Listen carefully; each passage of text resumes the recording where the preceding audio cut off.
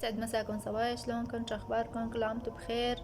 رجعت لكم فيديو جديد ومشتريات جديدة اللي هي خاصة برمضان. طولت بالفيديوهات لانه نقلت لبيت جديد، وهذا اول فيديو بالبيت الجديد اللي هي مشتريات رمضان. كما شايفين سمنة، مربى، دبس بندورة، وزعتر، ومعكرونة كمان.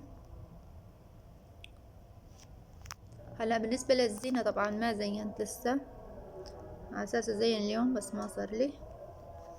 رتبت شوي بخزن المطبخ واشتريت هدول المشتريات، شوية مونة يعني، العدس، سكر، رز. بالنسبة للزينة بكرة ان شاء الله. يعني ما اشتريت زينة يعني حبل اضاءة بس، لانه عندي اولاد صغار بخربوا، فخلص حبل اضاءة. المهم نعمل اجواء يعني. انتو شو زينتوا؟ شو اشتغلتوا؟ شو عملتوا؟ مين حي؟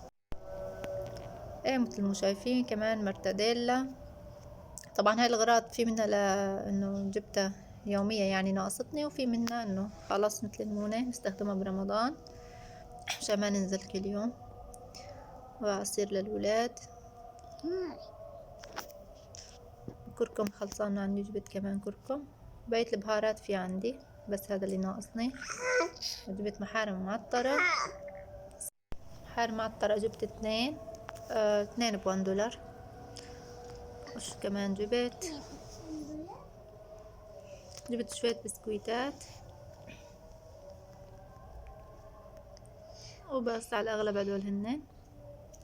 كما شايفين بعدها انتقلت لخزن المطبخ، طبقت هدول الأغراض وطبقت الصحون من تحت الخزن مثل ما شايفين. منيح بهالبيت الجديد الخزن، انه واسعات بيتي القديم ما كانوا يوسعوا، فهون طبقت مثل ما شايفين تحت كل شي. مصافي ما مصافي، وفوق المونة حطيتها، وبالخزانة التانية حطيت صحون وكاسات. هيك أزبط لي يعني على ايدي فورا، يعني بنزل اللي بدي اياه. الخزانة الثالثة حطيت فيها مثل الشاي، للقهوة، وسكر، الحليب الأولاد، بهاي الخزانة الأخيرة وبس. وهذا هو فيديو اليوم البسيط، إن شاء الله يكون عجبكم. إذا عجبكم اتمنى تحطوا لي لايك واشتراك. بشوفكم